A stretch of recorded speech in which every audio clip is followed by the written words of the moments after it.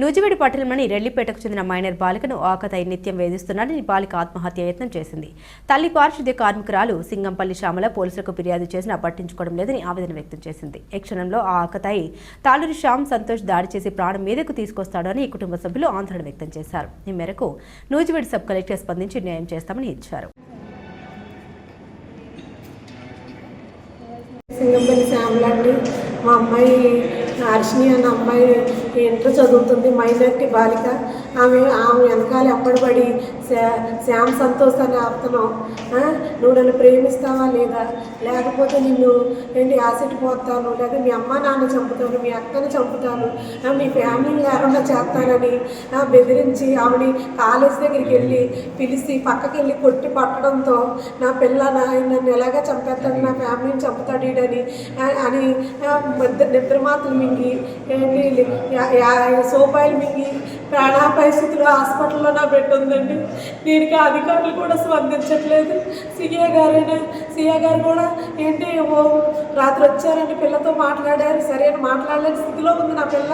అతను అన్నారు, నువ్వు నీది తప్పు లేదా, నువ్వు ఏమవుతా బెయిల్ మీద వస్తాడు, మళ్ళీ వచ్చేస్తాడు, మళ్ళీ మీరు కేసు పెట్టారు, బెయిల్ మీద వస్తాడు, మళ్ళీ బయటకు వచ్చేస్తాడు, అప్పుడే మీ అమ్మాయికి టార్చర్ పెడతారుగా అని ఒక అధికారి మాతో అన్నప్పుడు మాకు ఇక్కడ న్యాయం జరగదని జిల్లా కలెక్టర్ గారి దాకా కూడా మేము వెళ్ళామండి. మాకు న్యాయం జరగాలి, అతను జైల్లో ఉండాలి, మాకు అదే కావాలండి.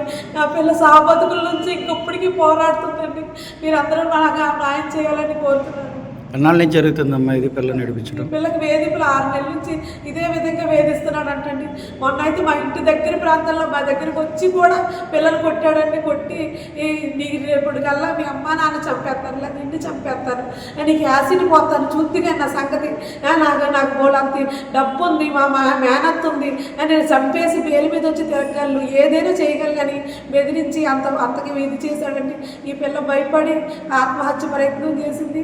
బతుకుల్లో నా బిడ్డ ఉందండి. ఎప్పుడు జరిగిందమ్మా ఇది? ఇది మొన్న శుక్రవారం నైటు ఆ అబ్బాయి 6:30 టైంలో కొట్టాడంటండి. బయటికి పిలిచి విపరీతంగా కొట్టడంతో లైంగికంగా నువ్వు నాతో ఉండలేనందుకే నాకు ఇంతవరకు నువ్వు నా దగ్గరికి రానంటున్నా, నువ్వు ఇప్పుడు అది చెయ్యకపోతే నేను చంపేస్తానంటే అని ఇది ఎలాగా నన్ను నా ఫ్యామిలీని కూడా బతకనివ్వడం పరువు పోద్దని నా పిల్ల ఇంత స్లీపింగ్ ట్యాబ్లెట్లు మింగి సోపాయిలు మింగి సావు బతుకుల్లో నా బిడ్డ ఉందండి. అతని మీద మీరు యాక్షన్ తీసుకోవాలని కోరుతున్నాను.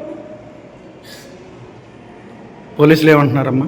పోలీసులు కూడా ఆ మహిళా పోలీసు కూడా అమ్మాయి కూడా ఉన్నది రాయమంటే అవసరమా, ఎందుకు రాయాలి, ఇలా రాయండి అని ఒక ఆడామై ఉండి కూడా ఆ పిల్ల పరిస్థితి చూసి కూడా వాళ్ళకి సపోర్ట్గా ఉంటున్నారు. కానీ మాకైతే లేదు సార్, మాకు న్యాయం ఎక్కడి నుంచి వస్తుంది సార్?